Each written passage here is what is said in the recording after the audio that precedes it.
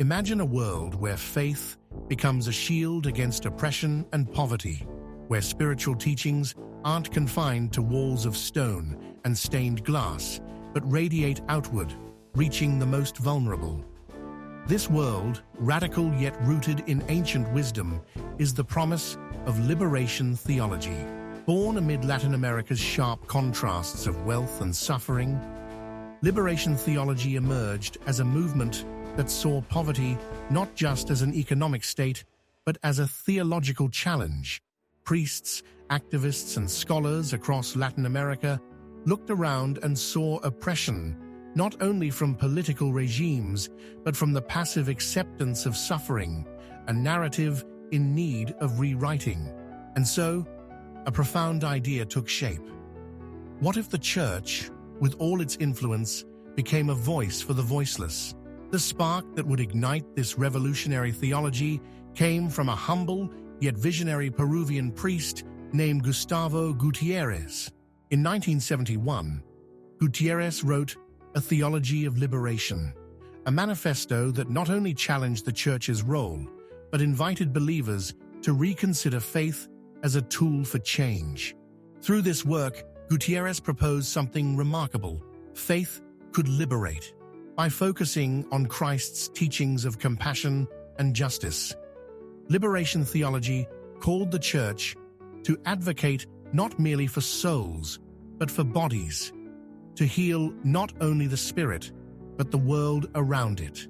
The impact was seismic. Soon, liberation theology spread, resonating with communities oppressed under systems that favored the powerful over the poor. As we journey through its history, let's see how this remarkable movement would eventually encounter opposition from some of the very institutions it sought to inspire. And yet this clash would only strengthen its promise to reshape the Church and modern faith, positioning it as a timeless call for social and economic justice. As a theology of liberation rippled through Latin America, it found eager hearts in communities straining under dictatorships, foreign influence, and relentless poverty. For these people, Gutiérrez's words were more than theology. They were a manifesto for freedom. Faith was no longer a passive retreat, but an active force that demanded change, echoing Christ's insistence on caring for the least of these. This new perspective was both magnetic and dangerous. It challenged not only political systems, but also the Church itself. Father Gustavo Gutiérrez was no revolutionary in the traditional sense. Quiet and contemplative, he crafted his theology from the realities of everyday suffering and resilience. But by placing the poor at the center of the Christian mission, he was pushing back against centuries of passive doctrine. According to Gutiérrez, to truly follow Christ meant to act, to risk comfort and security for the sake of justice. And this idea quickly gained traction among priests and laity alike. Liberation theology wasn't without its critics.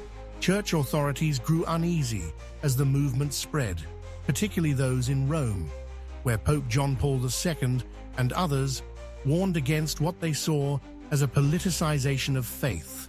For them, liberation theology bordered uncomfortably close to Marxism, with its talk of class struggle and oppression.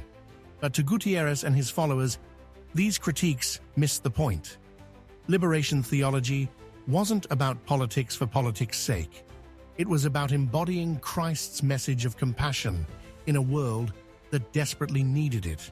The ensuing tension within the Church became a defining chapter in the movement's history. Bishops, priests, and activists debated fervently. Was liberation theology a necessary evolution of faith, or was it a dangerous path to division? But for the countless people whose lives had been touched by its message, the answer was clear.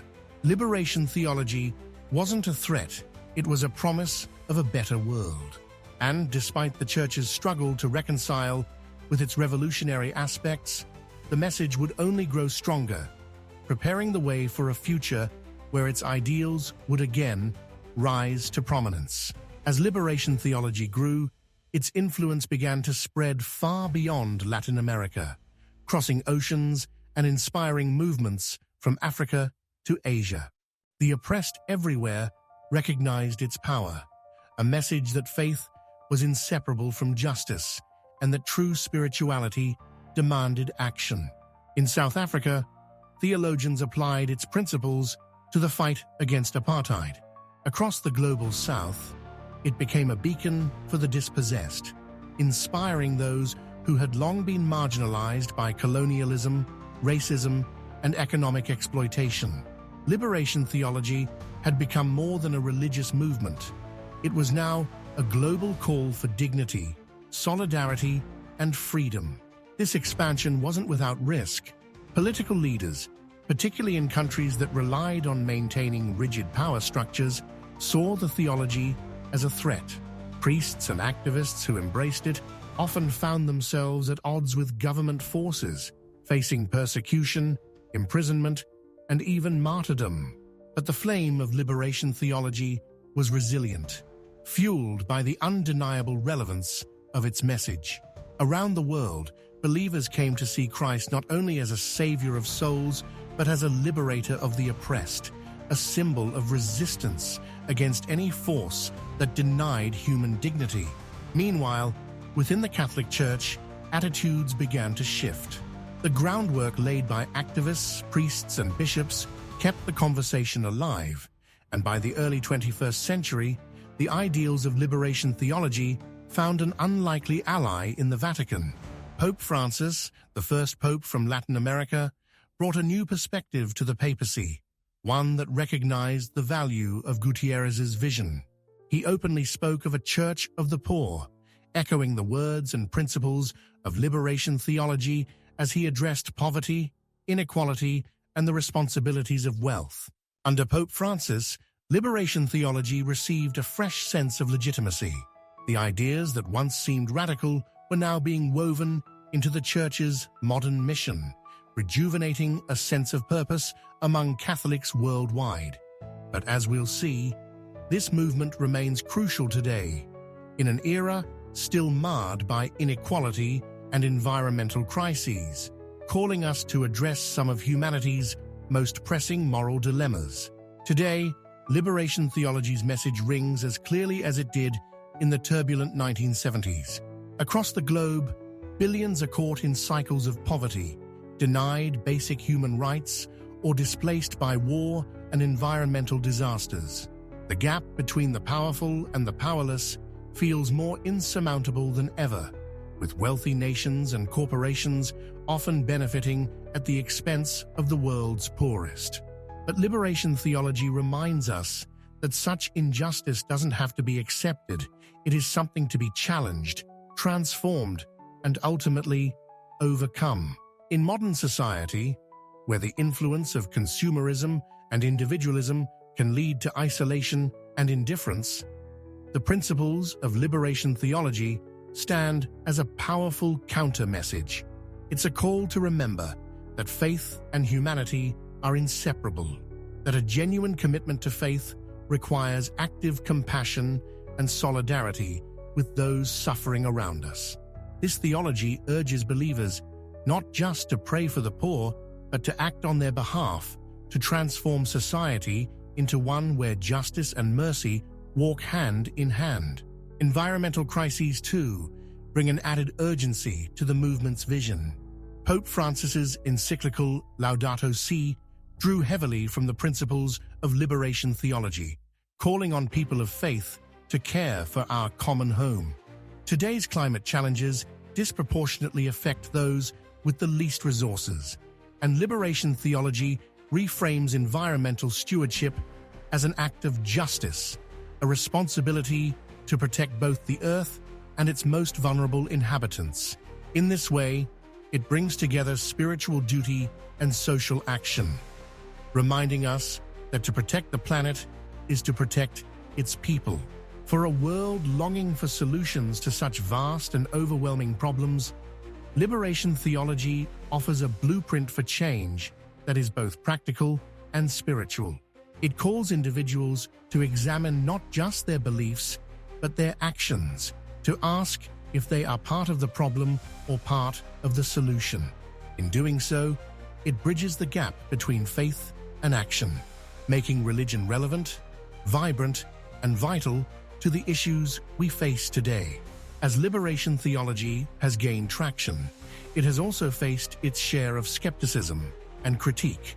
Critics often point to its perceived politicization of faith, suggesting that it strays too close to Marxist ideology and undermines the core teachings of Christianity. They argue that focusing on social justice can lead to a neglect of spiritual matters, reducing the Church's mission to a political agenda. These critiques raise important questions about the nature of faith and the role of the Church in society. But is the fear of politicization a valid concern or a misunderstanding of what liberation theology truly embodies? At its core, liberation theology does not reject spirituality, but reinterprets it through the lens of justice and compassion. For Gutiérrez and his followers, faith is intrinsically linked to action. One cannot genuinely profess love for God while ignoring the suffering of one's neighbor. The challenge, then, is to reconcile personal spirituality with a communal responsibility. Rather than seeing the Church as a distant institution, liberation theology invites believers to view it as a living body, one that must engage actively with the world's injustices. Furthermore, the criticisms often miss the point of liberation theology's essence. It is fundamentally about empowering the marginalized and uplifting the downtrodden. The movement seeks to reclaim Christianity's radical roots, emphasizing that Jesus' ministry was one of social and economic justice.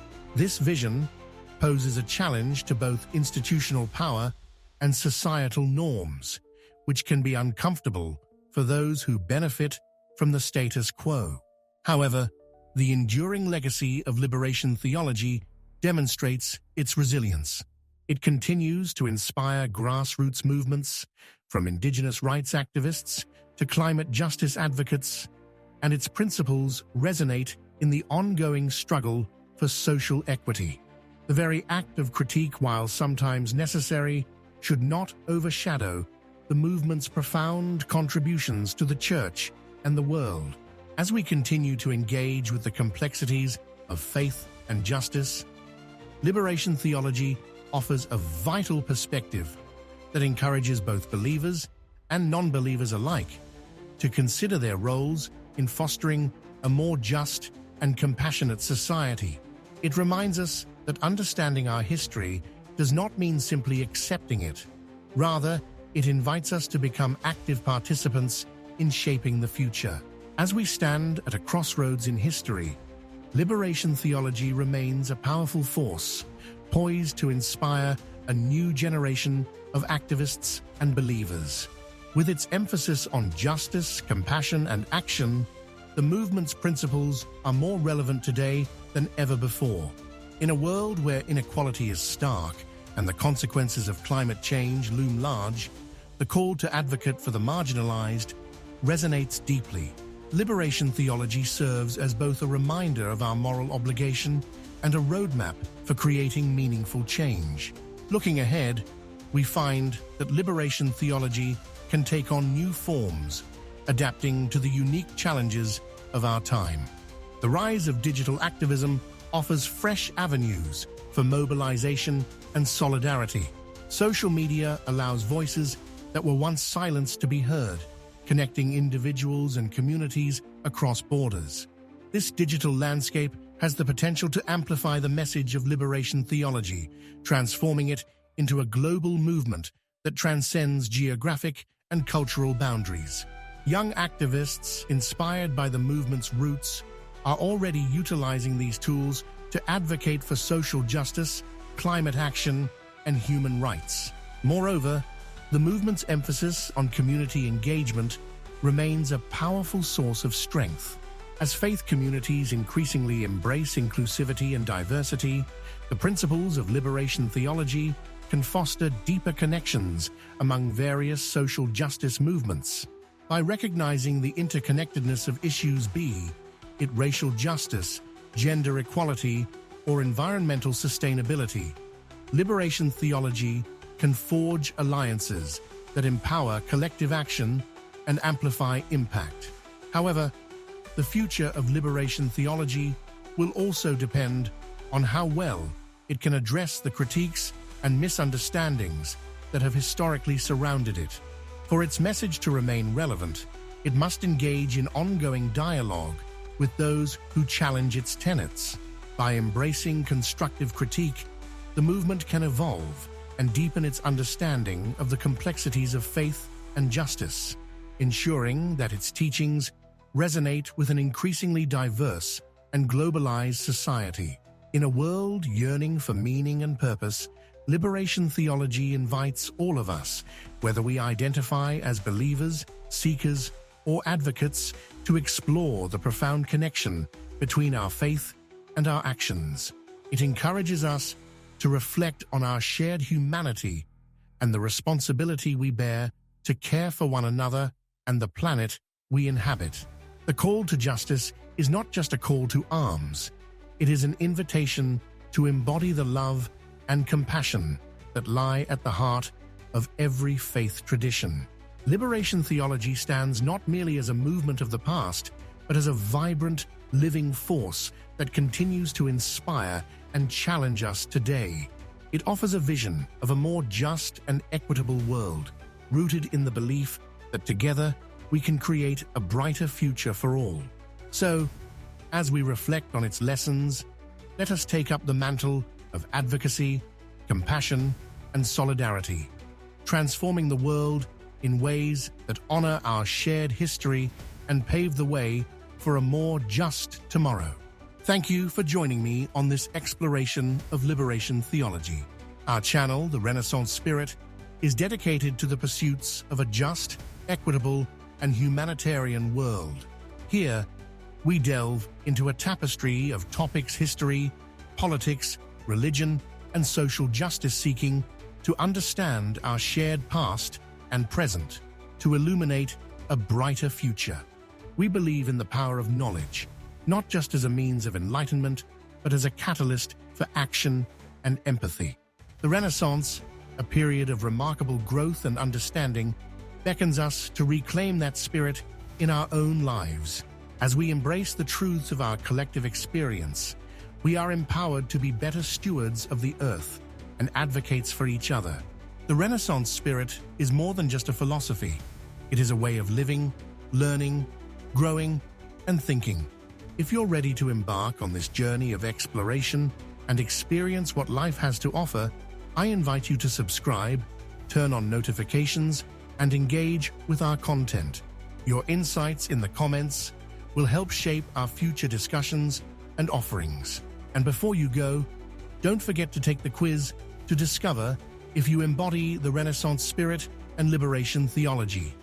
Remember, history has not died. Our understanding of it continues to evolve. Vive Renaissance Spiritus!